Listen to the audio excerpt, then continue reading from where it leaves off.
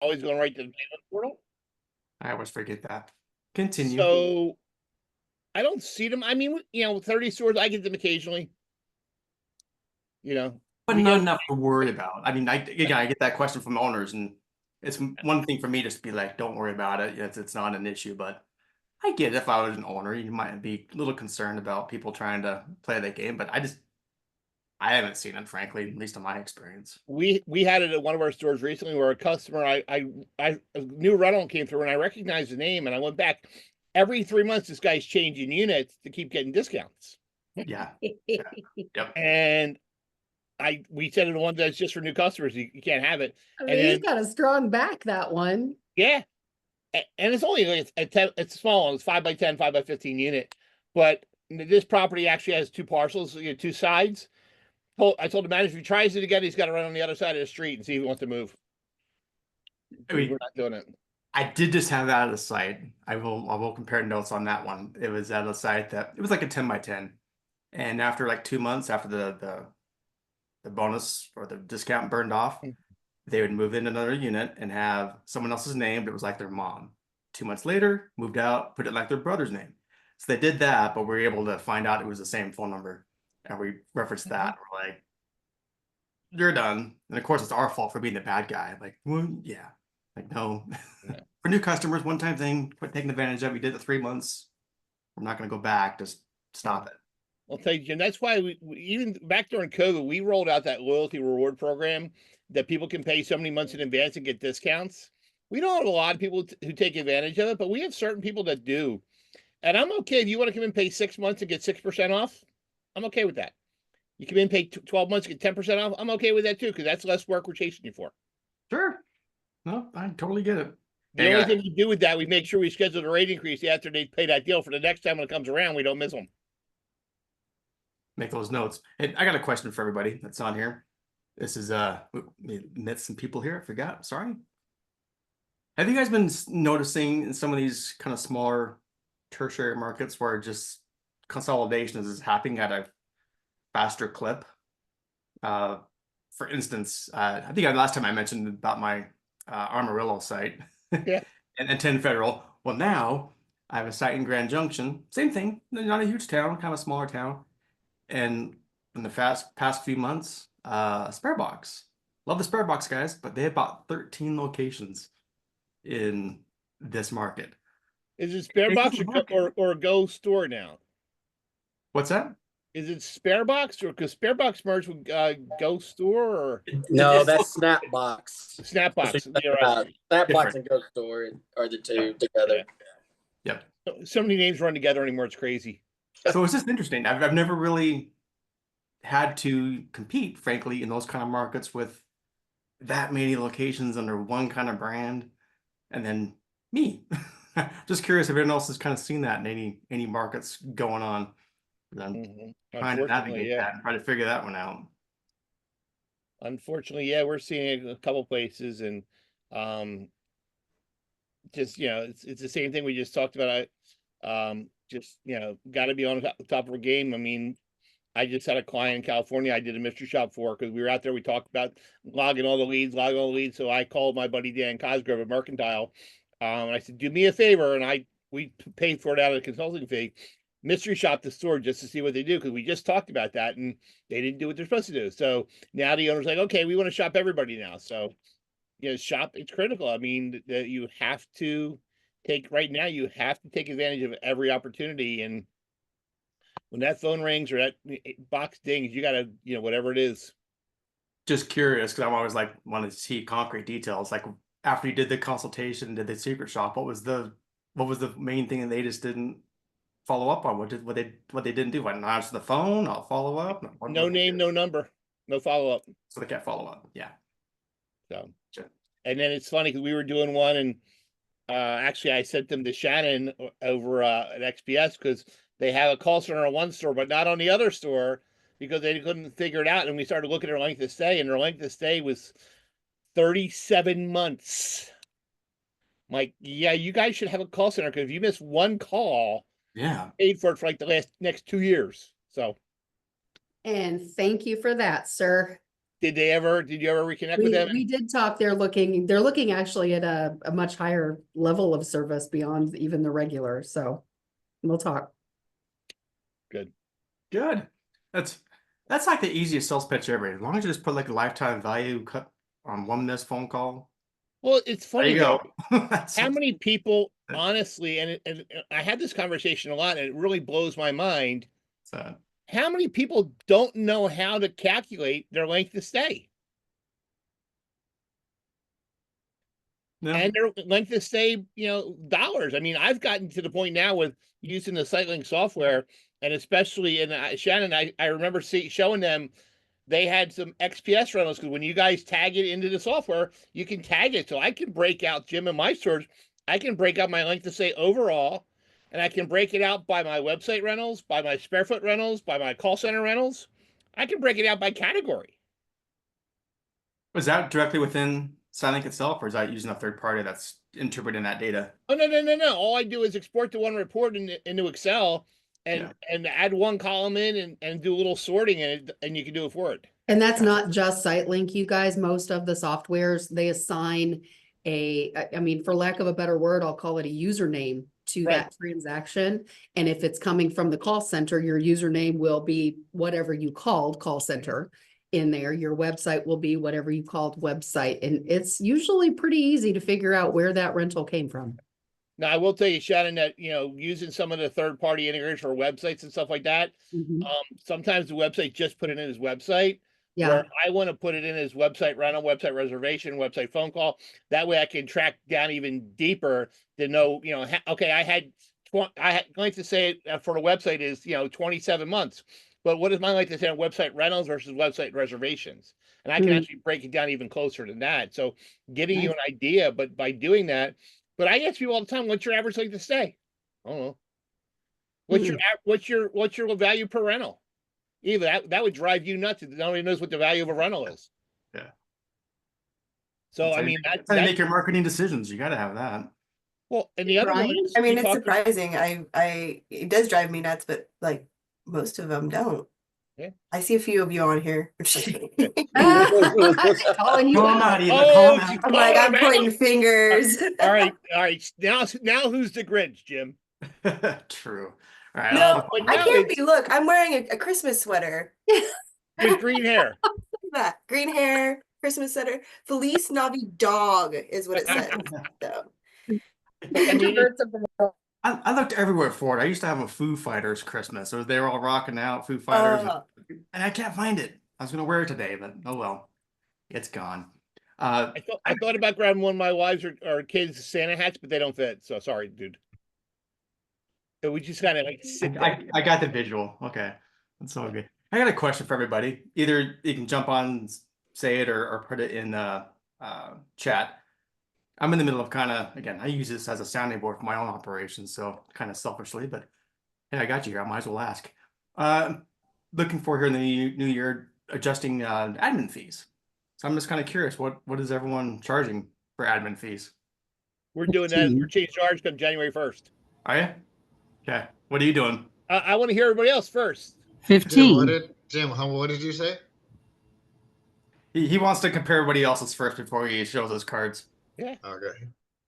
Anthony, what do you got? I think we're still at 25. We're going to hold because we're still in lease up. So on 3 sites. So Who said 15? yeah, who said 15? I did. Okay. Anybody else? We got what, 25, 15? Oh, they're right. No, okay. Anybody else? Okay, fine. Don't play. All right, Okay. 25. Okay. There we go. 24. That's what I'm playing with as well. Is 25. That kind of seems to be the magic Mhm. number. So We're at 25. Okay. We're talking about pushing 32. And you We're expect gonna- any we're pushback gonna- from anybody? How are you justifying that? We're gonna do 32 come January 1st. See what it does. We've had no pushback on 25 whatsoever. Actually, it was interesting. I was at forget what show I was at. We were doing roundtables and we were talking about admin fees, and one person said that they have a $29 in person, but they have a $45 online reservation Wow. fee. Why? I've never heard that before. I never heard that before in my life. I've been struggling going over 30. I was going from 25 to 29. Really hard time on that 30, but I'm just like, I'm just going to do it. But what They do you didn't give you any reason why they felt like that was justified for the website? That's Because so weird. the answer I got, Shannon, was they're on there. They're already processing through. They're just going to do it. I mean, think about it. I was talking to Mike Burnham at one of the conferences last year. We were talking about phone payment fees when people were calling and make phone payment fees. And I said we were $5.95, and Mike goes, we're 20. Yeah, that's excessive. Come on. Yeah, so I mean, I don't want to do that, but I just saw Dave Cooper hop on. Dave, what's your admin fee, bud? $29, sir. 29. So I don't know if you heard the conversation. I'm actually contemplating pushing 32 come January 1st. Okay. And just curious, like for Jim, if you're considering moving it to 32, do you include anything in that? Is there a lock included or anything else? Or just flat admin fee? Tell you what, I talk to people all the time. They're like, yeah, we give our lock away free. I'm like, no, we don't. Actually, if you rent a unit online from us right now, you pay the admin fee. The lock's part of the rental process, $17.99, and you got to take the protection plan. So we're not giving it, but no, I mean, realistically, if you think about it, and everybody's like, what's an admin fee for? I mean, you got to get them set up in all the softwares. So they don't know it's one software, but you got to set them up online, and they got to set up the pay online, all those things. So we're gonna try 32. Dave, you're 29, but that's recent, isn't it? So no, actually, we've been 29 for, I want to say about a year and a half now, Jim. And you went from 25 to 29 or 20 to 20? I can't remember. Yeah, we were 25. We went 25 to 29. And no squawking at all? None. I mean, Well, $4 extra a move-in doesn't stink, does it? Yeah. No, it certainly doesn't. And Jim, I'd be interested to know how that 32 works for you. We're gonna try it. So Mr. Ross, we'll put you on the spot. What do you think about going to? 25. That's exactly what I was looking at. Going. From where? 20. Yep. But I'm the way I'm looking at it is going from that 20 to 25, about $5 extra slush. Looking at using that for bonuses and things like that. So it's not just going to go right to the owners. That's going to be more for a bonus. Well, I can tell you, Jim, the way my bonus program is designed, my admin fees covered the entire bonus program every month. Yeah, that's what I mean. Yeah, exactly. And we're talking about rentals and retail and value pricing and reviews. It covers the whole in my spreadsheet calculations, I put in how many rentals, and I know every month. I mean, I'm usually a couple $100, if not more, off the. My admin fee covers more than that. So I haven't been on the setup team in a while, but typically we see between $20 and $30 on average for admin fees. Wouldn't you agree, Shannon? Yeah, I mean, I think it actually has been going up 25 and above, I would say, but it seems like the higher ones do typically include something like a lock is included or, something friendly like personality, that. easy access. Yeah. Well, I'm telling you, I just heard what Dave said. In 1 year over the next year, he made $4 more every time somebody walked in the door. Okay. And he got zero pushback. I'd be looking for 2 more just to see. I mean, most of these people are only going to see this one time, right? It's not like they're thinking of it like a price increase or anything else. It's just is what it is. What do you charge in your world? You trying to meet? No, Rebecca. Oh. 5, but I'm writing it down. I'm going to 29. There you go. I just had a question. Why the odd numbers? Why the 29 or the 32? Why not 25, 30, 35, 40, whatever? No idea. In my Psychological. mind, 29 sounds better than 30. So I think Psychology. where I'm going. And if I'm pushing over Charge 30, 50. 32 is just a little over. So what's $2 more? So Charge them 50 and tell them to get a Christmas card. It's the same premise for when you see marketing, $9.99, $99.99, $299. For it that number for some reason triggers when you look at studies from a psychological point of view, actually triggers people to think, oh, it's not above this, or it's not over this rate, it's under that, whatever amount of money. And for whatever reason, psychologically, people tend to look at that and think, okay, yeah, I'm great with going with it. The question becomes, and I'm gonna ask this to everybody, is when does it become a barrier to entry? And that's the question that we don't know, but I'd be interested to find out how those of you who go to 30s, what happens? Does that slow you down in your market? Every market is different. Primary, secondary, and tertiary may have different tolerances. So the question is, what becomes a barrier to entry? I agree. I also wonder, going back to your example earlier, Jim, about the guy spending more on the website or charging more on the website. He doesn't know probably what his bounce rate is for people who go, whoa, $40. Yeah. I'm out. Mm-hmm. And Garrett, back to you. 2 points to your thing. One of the companies who did a major study on that, the 99 was Home Depot, and that's why Home Depot has the bright orange and black. I actually did a study class with them, and that's one of the reasons they did that. But I can tell you, Garrett, we're in markets now that are secondary, tertiary, and I got people down the street that aren't charging an admin fee, and it's part of business. Mm-hmm. Absolutely. But yeah, we're going to try it. I mean, the same thing. I know people give the locks away for free, but if you can, Shannon, to that point, if you can sell your lock for $17 and like mine's waiting for you, so when you open the door, it's waiting for you. It's part of the process. That's nice. And we're 95, 97% lock sales every month. So people have the opportunity if they want to. If they say, "Can I return it?" Absolutely, you can. But do you have anything else in your units, Jim? I'm just curious. Like when people roll it up, is it just a lock in there, or do you have like a little thank you bag with any other goodies in there? We've talked about goodie bags, but right now we're just doing locks. Like I know Bob Copper from Copper Managed, they have a little bag. Some people in Texas especially would give like bottles of water. Yes. Little bottle of water in a bag with a pen or a keychain or something like that. For the marketing purpose, I would love to do that, but sometimes we can be a little frugal in certain aspects. So, but Dave, you guys got hang tags on your units, don't you? That say that's been prepped and ready and clean to go for people. Yeah, we use like a ready to rent tag, just all the different inspection things that we do with each unit checked off and the date. And yes, we put that, but inside of the unit, we do put a lock, and some stores have a little bag and they have instructions on there that, hey, if you don't want this resale lock, here's what you got to do. Also tells them what to do with the Da Vinci lock, because we need that returned at the office. And some stores have keychains, and we'll throw the keychain in there because, well, just give them something to put that key on, right, with the lock. It's interesting, Dave. We tried that on the locks. We used to put a note right on it, telling them what to do if they didn't want the lock. We had more people returning it that way than now. So if you don't tell them what the lock, I mean, and it's part of the rental. So when they're renting online, they're paying for it. Even when we're using rental completion link, we're going to add the invoice you send it to you. Like, hey, lock's part of the rental. And it says separate charge, but it's brand new lock waiting for you. But like I said, 90 plus. If you can go 90+% lock sales.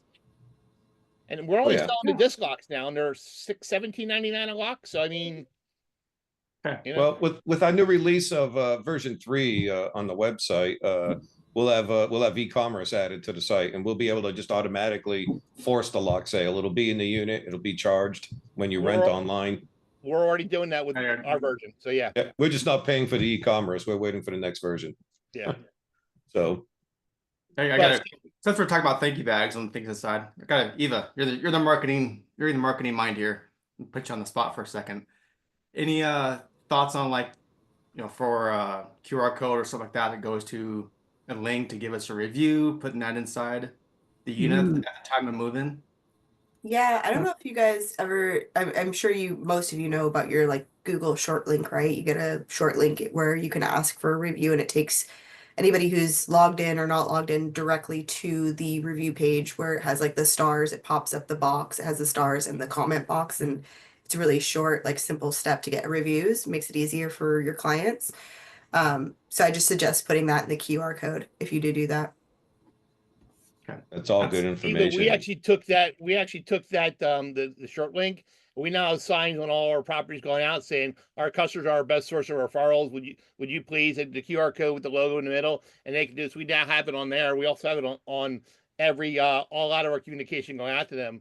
But back to what we were saying, Dave, last month we had 340 rentals and I sold 322 locks. That's awesome.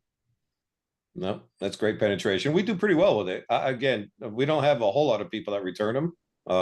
But we are going to force it. That's going to go away once we get onto the next version, where if you're renting online, you're buying the lock and it's in the unit waiting for you. And Jim, to answer your question, we do not use the QR codes to leave a review inside a unit. I think that's a great idea. We've already asked you 3 different times by the time you ever open that door. So, at some point, enough is enough. I mean, you can't turn a corner in our facility without seeing a QR code asking you to leave a review. We have them at all our common areas. It's in the office. I think it's in the restroom. It's everywhere. I got absolutely. a question. How do you guys, you guys don't have anybody calling you up saying that they lost the key and they want you to cut the lock off because you provided the lock or they broke the key off? And how do you handle that when they do? No. We have it, Rebecca. We have people that will say, "Hey, I can't find my key," whatever. I like the locks we're using. It's funny. I just did one the other day. The lady bought a brand new lock, the C970 from Chateau. Comes with 3 keys. She put all keys on one key ring and lost it. So I was actually at that property with training a new manager. We went out and cut the lock. So she paid the lock cut fee and she bought a new lock. Yeah. Since we're talking about locks, got another question for you.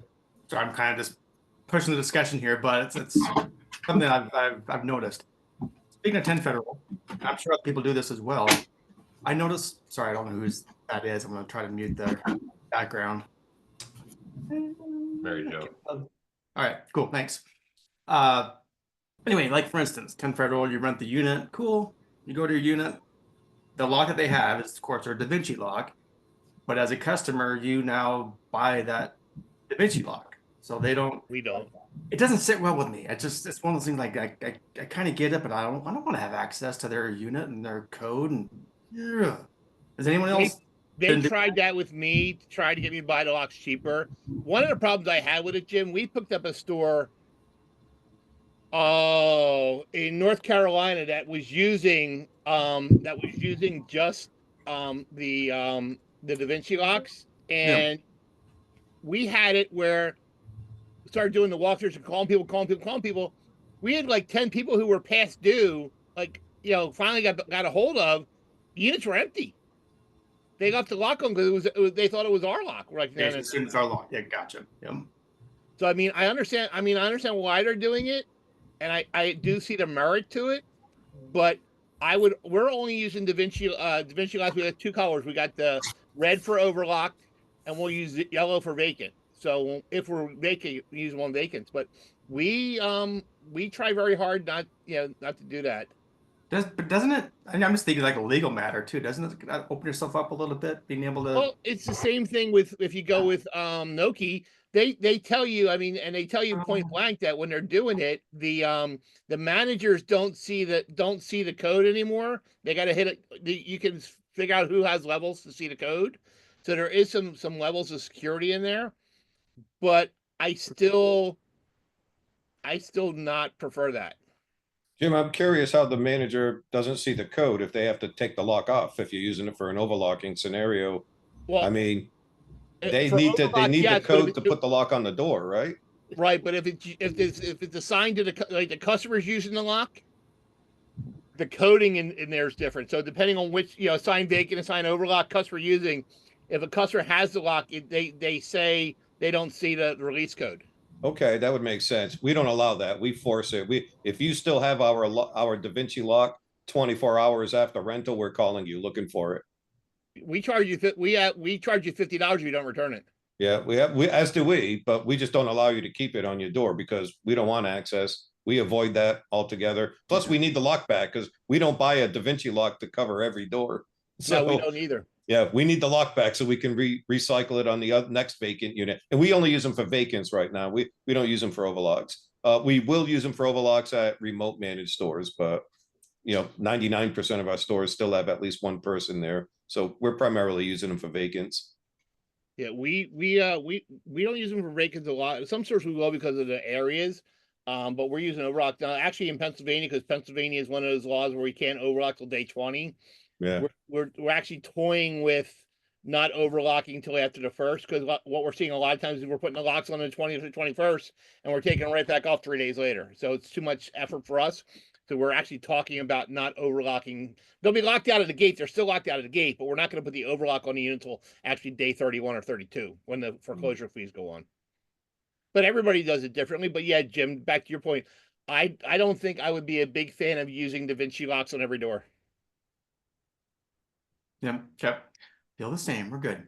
Another question for you. We don't have to do like right now, but I'm in the middle of kind of gathering a bunch of different promo videos from different locations, and it's kind of few and far between, frankly. Maybe a kind of a collective effort here. If you guys find any, either your sites or a competitor, I don't care, any kind of links to like their promo videos, you put it in chat or email it to me. I'm just kind of I putting don't have any promo together. videos, dude. Yeah. Okay. Don't have any promo videos, actually. No, like Lighthouse has a few on their website, you know, like the drone videos and stuff that they do. Oh, we have drone videos. We have drone videos on every page. Okay. But it's just drone over the top of the property. Well, actually, we have one property because it's all enclosed. We actually put the drone on a flatbed and just kind of wheeled the flatbed down the aisles around the property so people could see. Yeah. Okay. I'm just trying to look at get a little inspiration from some other people, because at the end of the day, that's storage. It ain't that freaking sexy. Like, hey, look at this unit. And I don't know. I'm trying to do. You do a video where you say, Something "This is about- my air. It could be Exactly. your air." Look at this door. Yeah. Really, what we should have some, Jim, are videos on for people how to open a damn door. They can't figure out how to open a door. I had one the other day where, and actually, as a call center called, I got the customer on the phone. They got there. It was a twofold one. You'll love this. They have a Da Vinci lock on the door, so they put the combination on the Da Vinci lock. Nothing happened. I'm like, did you slide the black tag on the bottom? Oh, I have to do that. They got the Da Vinci off. Door won't open. I said, did you slide the latch? Huh? What now? What And I last? love it when the doors, whenever we train people, we tell them all the time, when you're doing it, put your foot on the handle of the door, because sometimes the doors are tight. So put it, dude, you can't, I got a sign somewhere here that says you can't fix stupid. This is why I like Noki, frankly. Like just open, just open. Yeah, so the problem is I run into Shannon. I've had some people that I've worked with that have Noki, and Noki works fantastic in certain areas. But when you're in a bigger building that's all like brick and concrete, sometimes that Noki doesn't work real well on there. So I know Yeah, they definitely need. I've had several instances where we've had to recommend people get some boosters for that whole situation through their building. Yeah, that concrete and metal does not help. Well, it's funny because years ago when I was at my old company, we had a store that's 9 stories high, and this building was built in like the 1800s. So it's just a solid. You get in the middle of that building, there's no cell signal. You got nothing. So I'm doing a walkthrough with the manager. Somebody trying to call me. I'm like, dude, I'm in the middle and I'm in a vault. You can't find me. It's not going to happen. And speaking of some of the doors, yeah, I'll benefit the doubt if some people they're stupid. But there's been some doors, oh my gosh, like sites that I run are built in the 70s, and you have to like step on the handle and put one arm up and get it just right and jiggle it to make it go up. And so I get it. Some doors are they just suck. First generation doors on tracks. Yeah. Yep. I just took over a site that was built in 1973. Jim, I'm going to share the screen so you guys can see it. This is what we did. Zero maintenance. This is what we did for our stores. We actually put storage. These are countertop signs that go in the store. Yeah. Right. Cool. And then we had the metal ones outside by the drop box and fence. I mean, every store's got this, and they're all individual. With you scan it, goes right to the page. And like Eva said, it goes right to the for the star ratings. We put that in all our I stores. see the referrals thing. What do you pay for referrals? How much? Most of our referrals are $25 off your next month's rent. We've done more where it's different. It's a little bit more, but we've done $25 off. We've done $50 off. We've done percentages off, but it's open ended. So I had one guy 1 month sent me 4. Got a full month. Nice. Yeah, we do those thresholds as well, but we do it based on the square footage of the unit of the new customer. So the larger the unit they rent, the more of a referral credit you can get. Nice. How are you? Oh, you don't want somebody, hey, I'm gonna refer, if it's a $50 or $100 referral, like, I'm gonna send my buddies every month to rent 5x5s, you know, and I'll take that $50 or $100 credit. So yeah, we do like up to 50 square feet is a $25 credit, and then 51 to 150 is a $50 credit, and then over 150 is a $100 credit, I believe.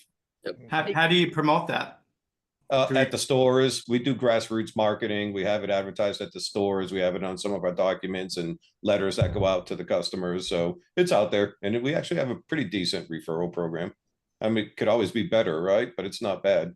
Yeah, that's why I always ask. I'm always curious to see Of course. what actually moves the needle. Is it a sign? Is it a letter? Is it a text? Is it a whatever? We don't really do a whole lot with text messaging with that, but yeah, usually it's in all of our other letters, like the receipts, I think, just random documents or random letters that you might get throughout your rental process. It's on the invoices that we have it. So it's just constantly out there as a reminder. We have signage in our office and in common areas. Jimmy, you're liking that tiered referral. I can see you thinking about it. You're welcome. Yeah, Dave, we have it on our invoices. It says, ask us how to earn free rent. Yeah, exactly. Well, how do I get free rent? Well, send referrals. But yep. I mean, Dave, because the tiered thing works well. I mean, think about it. You and I've talked about, we're doing the tiered on our protection plans online. Yes. It goes by the recommended level, and we're seeing upgrades every month for the protection plan because it's the recommended levels file and the size of the unit. And if you're not doing it on your website, you absolutely should. I mean, have it, recommend that middle policy if they're in a medium-sized unit, or the more expensive insurance policy if they're in a large one. You can set your defaults on the website. Absolutely. That's a great way to get upsells. We're about 40% upgrades on the website. That's fantastic, Jim. Goes by you. I think the better I try to go for the shock value on the excuse me, on the referrals. Kind of like what Dave was talking about. When somebody sees $75 and they see $100, it immediately catches their attention. And I know this because over the years of doing $20 or $25 or $50 or whatnot, you see the most rentals somewhere between $50 and $100 referrals. So what I've noticed over the course of time, and quantified it over the course of different years. So I've learned to go, and that's just me. Everybody does something different, but that shock value, when somebody goes, I get $75 for referring somebody, I get $100 off rent for referring somebody. I've found that they tend to be significantly more likely to find somebody to rent than $25. And how did you promote it? I promoted obviously through websites, promoted it through notifications via email or text to customers. Also on cards, had a card, just like a business card, but it's a card that just says referral fee this much when you refer an individual, so on and so forth, whatever you want to put on there. And I would give those cards out at businesses or at events or other things like that as well to try to generate. I would actually pay businesses to actually refer people to me as well, because if you look at the cost, the marketing cost per dollar, if I spend $75 and the apartment complex down the road gives me 5 tenants, that's far less than what it costs me to run a significant amount of Google AdWords or other marketing sources sometimes. So you have to kind of balance it out. Is how you want to do it. Cool. And I'm in your camp. $100 for the referral, because I know how much I'm willing to spend to acquire a rental, because I know what my lifetime value is. So I've been $100 for years, frankly. But I always ask how you're doing it, because that's one thing I've never been able to get consistent with it, frankly, is consistent referrals. And maybe it's just a messaging thing. I don't know. That's why I always ask what's actually moving the needle when you have that promotion. Well, especially when you know what your length of stay is and your lifetime value of a customer, you're not worried about giving out $100 on a rental. I was gonna say that industry standard is anywhere from like $80 to $150 for a lead. So paying $80 or $100 for an actual referral, do it. Yeah, absolutely. Exactly. And again, marketing mind diva. How would you any avenues of really kind of focusing on that referrals, of trying to get that out there to people? I mean, just kind of the same way with the reviews. I try to make it something that's constantly iterated throughout throughout the facility with like those cement stickers that I had mentioned earlier, on the units as well. Like when someone, I don't know if you guys do lock checks, but we used to have lock checks when I used to work at a property management company, where we had little advertisements on them too, like on the actual lock itself. So when the person came to open their unit or when they were renting, it essentially said that the unit had been checked, it was clean, it was had all these different things, like all these little check marks, but it also had like a QR code for referrals, for reviews, for things like that. So a new client literally could just pull that off and take it with them to go. Gotcha. And I'm gonna put on again. I have it in my notes. Have I done it yet? No, but I want to. That floor decal thing. So I want to put it in the. I'll put it in chat. That's worth looking at again. I love that idea. Yeah. Especially with I have a new site opening. Thank God. It's not like a takeover. It's a brand new clean slate. I love those kind. I want to do that. They're awesome. Units. Yeah, like Jim, talk about Brandon. We just we're dealing with a story bought in Texas, and we've had a lot of people that are severely past due because the managers would let them do partial payments and all these things. And we don't do partial payments. We're okay. But we found big success when we take over a property that we'll roll out an amnesty program for anybody who's past due, like severely past due, and we can say, "Hey, Jim, we're the new owners. I see you've got an $800 bill from the previous, whatever. Tell you what, if you pay me 60% right now, we'll forget the rest of your debt to us and you start square with us." And we've had a lot of success with people paying up and we're waiving 30%, 35%, whatever. And we're actually now collecting money that was the old owners because they never collected it. It's now money in our pocket. And now we got a happy customer going forward because we were able to work with them. Jim, I'll tell you a story. I'll tell you a story that make you throw up. Took over a site early this year. They had 180 units out of a 100-unit facility that were ready to be auctioned. Owner hadn't done an auction in 10 years. Average unit was $4,000 something that they owed. And so same thing. We just went through everybody. You're like, dude, pay us. I did a third. Like, pay us a third. Well, at that rate, yeah. It was nuts. But at that point, it was like, good luck trying to find anybody. They were gone. But yeah, we ended up doing 3 auctions because there was so many. First auction we did was 45 units. Next auction was 50 some odd units. Third auction was like 30. So we're like starting from scratch at this side. It's it made me scared. Did you ever do that when you take over property, the amnesty thing to try to get people caught up? Are you asking me?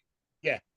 So we will and absolutely do that, but because we typically try to not buy receivables. Most sellers, they expect you to pay them, 50 to 75% of your 1 to 30, and then they try to get you 50% from your 30 to 60. And I always take the approach of, hey, listen, if you couldn't collect it, what makes you think we can? We're not going to pay you for that. And we usually end up paying 50% of the 1 to 30. So we're not as generous if you're in that bucket, but if you're over 30 days, sure, we'll cut deals just to get you to come in and pay. But hey, shame on the seller, right? Because if we're selling a property, we're cutting deals to get you to come in and pay us before we sell it because we know the buyer's not going to give us anything for it.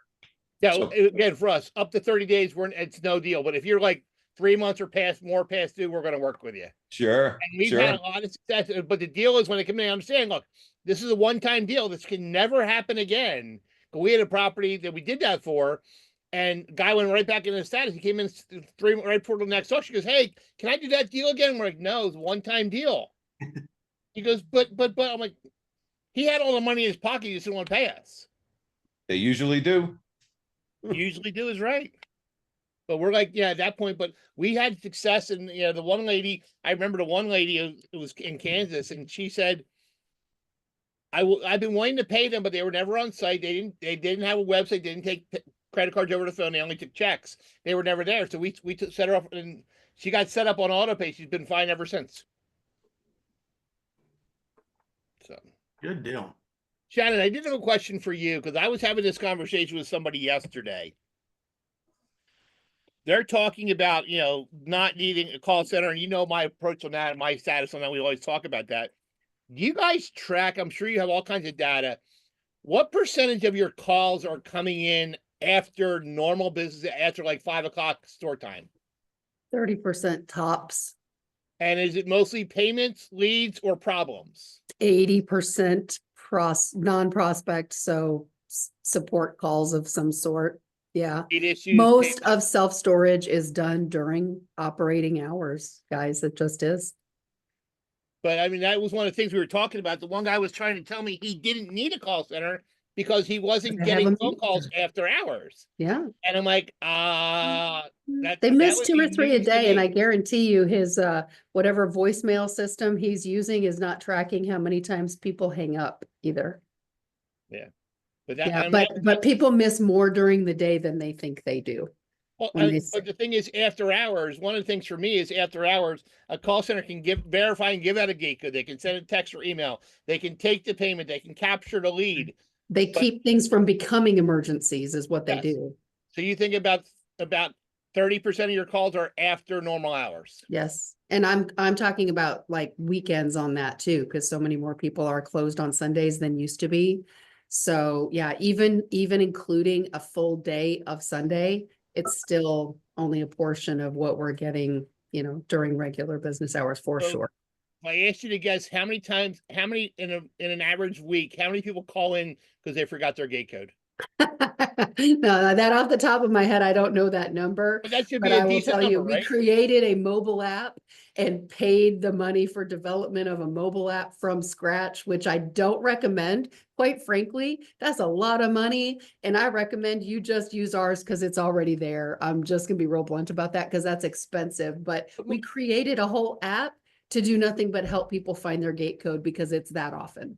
But how many people want another app on their phone? I know I don't. No, I don't either. And if you have one for like PTI or something, I don't even offer to give this one to you because I think people get app fatigue for sure. But as far as your question on how often do they call about gate codes, enough that it made sense for us to create a way for them to find it.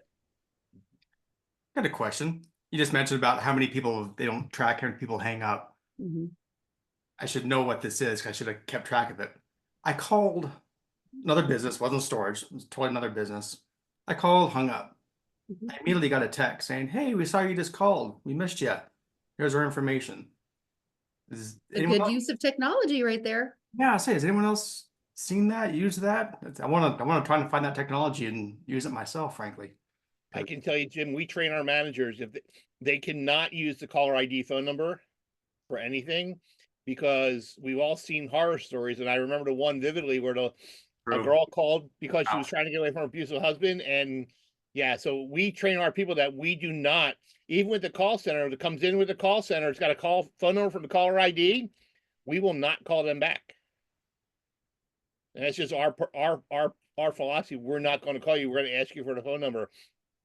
It's interesting concept about texting back, but Jim, again, with all the text, I mean, I don't know if anybody's dealing with texting right now, but trying to get news stores set up on texting, we're jumping through major hoops with the 10 DLC that you have to have it outline initial check, blood, first child, whatever, that person is acknowledging you have the right to text them back. Yeah. And you better make sure that it is so easy for them to say no. Yeah. Like they can't have one single hoop they have to jump through for that, Jim. You're right. That's why we're not texting back right now. I mean, we're not texting on our leads. We're not using call potential right now. But I don't want to. We're not going to text anybody unless we got permission to text you, because I can just see that and what 10 DLC is trying to do. I can, Anthony, you're laughing. You know something. Go ahead, bud. We've lost our main numbers for 3 weeks Because of like spam or what? because we were following up leads via text, and we had a couple people opt out. It was like within a span of like 10 days, they said we had 8 people opt out, and that triggered. So Twilio took our numbers and suspended our numbers. So Ouch. question, did they suspend it because they opted out and you still texted them, or they just saw that was a red flag to them that so many people said opt out? Red flag. Wow. The thing Four is, though, stores. What do you think Four about that? stores. Yeah. Four Eva's still, stores, 2,000 units and Jeez. 1,000 customers right now. Eva's still on here, right? Eva, I just talked to somebody who Google account got suspended. And you know what it's like trying to get a Google account back? We just had a store we bought, and we've bought, 30 plus stores, right? And we wanted to keep the Google accounts. We did everything Google wanted, took the pictures, changed everything, right? It took us 4 weeks to get Google to allow us to change the name for the Google page. Could you imagine losing your Google page because something bad with reviews? I've had That's that crazy. happen. It's gnarly. Something between like 3 to 6 months before you'll usually get it back. Could any of us afford to lose our Google page for 6 months? Hell no. No, definitely not. Andy, that's why I'm not texting people if I don't have permission. Just because Imagine I'm all not of getting your, caught at that. yeah, imagine throughout your entire company, all your signage has phone numbers on it, everything else like that. And, our vendors, I get it from the vendors because I deal a lot with them, doing work and different things. Hey, your phone number is not working. Like, I know. It's not, we're at the mercy of Twilio and having them approve every little thing on our website. And the thing is we use Tenant Inc. or Hummingbird, so they're all pretty much standard. And we've even had to have a Zoom call with, well, it's Go High Level and Twilio, but we've had a Zoom call with Go High Level, and the development team of Hummingbird or of Mariposa, so that they can go change the wording on Mariposa, but it changes everybody's, not just ours, because they're standard websites. So imagine Wow. that they might be throwing up red flags. But That's why we use Gene Clemens from SMS Resources, and literally I am jumping through hoops, changing verbiage on my lease, changing verbiage on my website. And I got it exactly the way they wanted it. And like, well, no, we changed our mind. Yeah. 10 DLC. Dave, you said twice? No, I'm just raising my hand because you just touched on something that was pretty important. Go ahead. Hop in. I was just going to say that we just finished a lease review. It was the first time we did a lease review in 2.5 years. Significant changes. Probably the biggest was in communication. There is an entire paragraph that's just dedicated to being able to email or text message. Like Florida, for example, has a law they just put in where you have quiet times. You cannot text from between certain hours. And there are other states that have similar things. So, you got to be cognizant of that. And if you have not had your lease reviewed in the last year or two, definitely do it, because there's been a lot of changes, particularly with AI and with communication. So definitely do that. That's important. A good idea. And Anthony, I just hope I'm looking at Sherry Miller over here. Write that down, lady. Next time somebody says, I don't want to buy call center services because nobody calls anyway. Really? Because really somebody we love in the industry lost his phone number. Let me ask him how important phone calls are. I think you feel like they're important, Anthony. Am I wrong right there? And again, Anthony, you're smarter than I am on this, but after going through this hell, is there a way moving forward of being able to kind of fail safe something like that, of just having a number that's for texting that would, I don't know, if it ever gets shut down, you have backups? Is there some things you can put in place? So we do have like several different numbers in place. We have a Google number, we have a couple other different numbers and stuff like that are still, for marketing. But the biggest issue is it's just mainly on all of our signage, and that's the main number that got taken down out of 3 out of our 4 sites. Was it a virtual number? Anthony, could you do a redirect on it? Christmas Day. Yeah, we've done a redirect. We've got a couple of different things. Well, actually, they just suspended the whole entire number itself. So we are literally at the mercy.